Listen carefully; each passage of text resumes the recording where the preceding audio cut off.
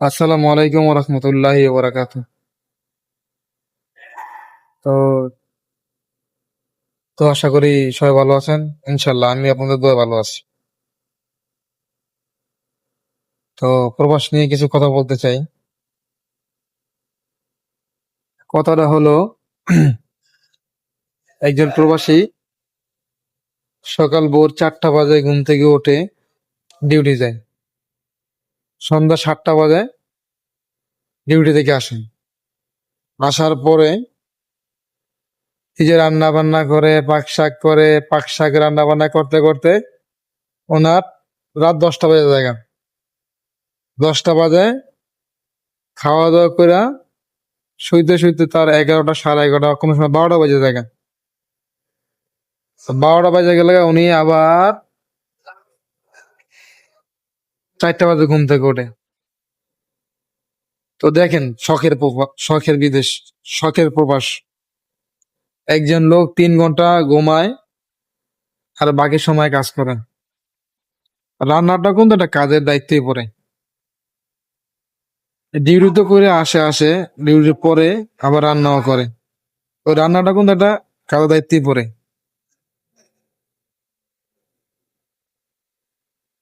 তো বিদেশ, অনেকজনে বিদেশ মানা নিতে পারে, অনেকজন মানা নাও নিতে পারে, কারণ তাদের সম্ভব না বিদেশ করা। আর অনেকজনের কষ্ট হইলো, মানায় নেয়, কাজ করতে থাকে। তো যারা আত্মীয় স্বজন, প্রিয়জন, পরিবার যারা আছেন, একজন প্রবাসী যদি মনে করেন আপনাদের সাথে 1 ঘন্টা কথা না কয় বা 5 মিনিট কথা না কয়, তাদের সন্দেহ করেন।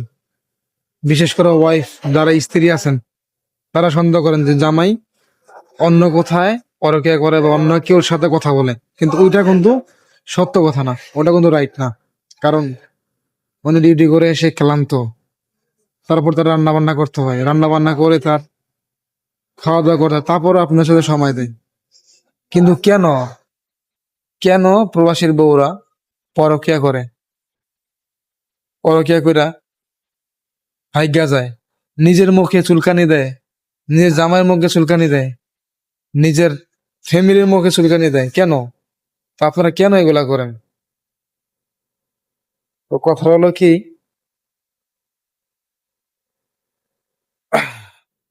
প্রবাসীকে সুখ বলতে কোনো কিছু নাই। তারা সারা জীবন পরিশ্রম করে যাবে, দুঃখে ওরা জীবনটা তাদের দুঃখে দুঃখী যাবে। যতই আত্মীয় স্বজন, প্রিয়জন, পরিবারের জন্য করবে, কোনো লাভ নেই। টাকা দিতে পারলে ভালো, টাকা না দিতে পারলে ভালো। এটাই আত্মীয় স্বজন, পরিজন, প্রিয় পরিজনের এটাই চাহিদা। তো আপনাদের কাছে একটাই রিকোয়েস্ট, সবাই প্রবাসীদের চাপ দিবেন না কোন সময়। তাদের সবসময় কে ভালো রাখবেন, এটা ফ্যামিলির, আত্মীয় স্বজন, পরিবারের দায়িত্ব। তো যাক, আর কথা বাড়াবো না। আল্লাহ বেশি ভালো থাকবেন।